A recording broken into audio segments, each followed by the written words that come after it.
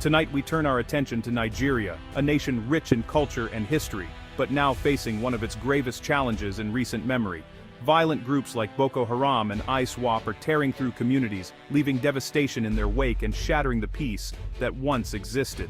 Their attacks do not discriminate. Both churches and mosques are targeted, fueling fear and uncertainty. As violence spreads, farmers are forced to abandon their fields, and children are kept from their classrooms, losing precious years of education.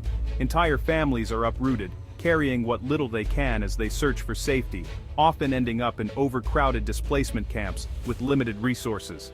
Both Christians and Muslims are caught in the crossfire. Anyone who stands against the extremists becomes a target, regardless of faith or background. This is not a conflict of religion, but a relentless assault on all who refuse to bow to terror and violence. Communities are uniting to denounce the bloodshed, demanding peace and justice.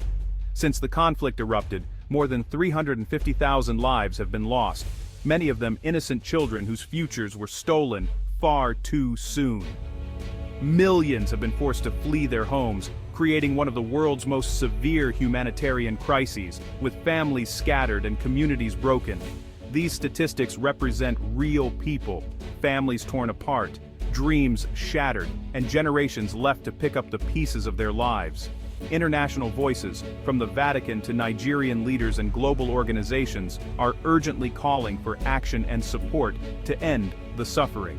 Yet, many Nigerians feel forgotten by the world, clinging to hope that their cries for help will be heard, and that brighter days will return to their beloved country. Into this escalating crisis steps President Trump, determined to make his mark on the international stage and send a clear message to both allies and adversaries. He voices his growing frustration at Nigeria's government, openly criticizing their inability to curb violence and protect innocent civilians from ongoing threats. Trump goes further, threatening a dramatic shift in U.S. policy that could reshape the relationship between the two nations. He warns that the United States may cut off vital humanitarian and military aid if Nigeria fails to take stronger action to safeguard its people and restore order.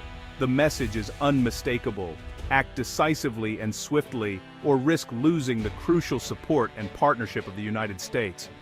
Trump's rhetoric even hints at the possibility of direct U.S. intervention, vowing to come in guns blazing if necessary, a phrase that signals a willingness to use force. Supporters see this as a display of strong, decisive leadership, arguing that only bold and uncompromising action can finally bring an end to the bloodshed and chaos. Critics, however, worry that this aggressive approach could backfire, escalating tensions and making the situation even more volatile. But for now, the U.S. is demanding accountability and results. The stakes for Nigeria and its people have never been higher, as the world watches to see what choices will be made in the days ahead.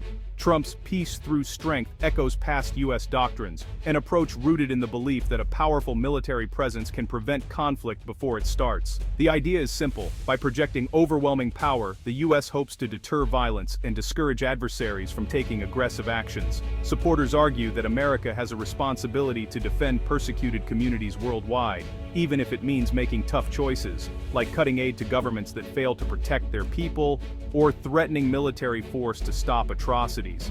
For them, this is not just policy, it's a moral stand, a way to give a voice to the vulnerable and oppressed.